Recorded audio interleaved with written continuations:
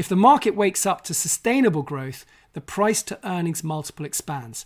Now, I'm going to illustrate how this works because it's a really, really key and important insight into how the stock market works. So if you imagine a share price that doubles from 100p to 200p, there may be two drivers of that share price expansion.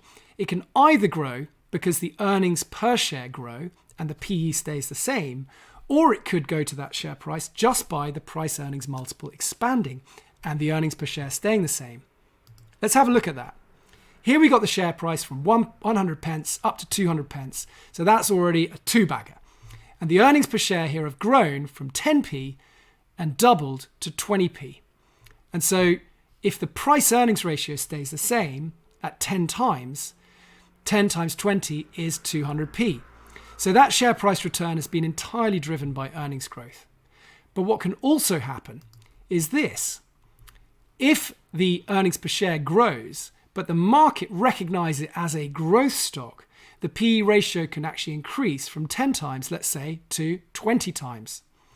And therefore, you might see a doubling of both earnings and the price earnings multiple, which leads to a quadrupling of the share price from 100 pence to 400 pence.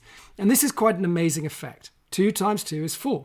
And that should not be discounted. The power of a growing earnings multiple on a business is very, very, very powerful because it creates a double whammy effect.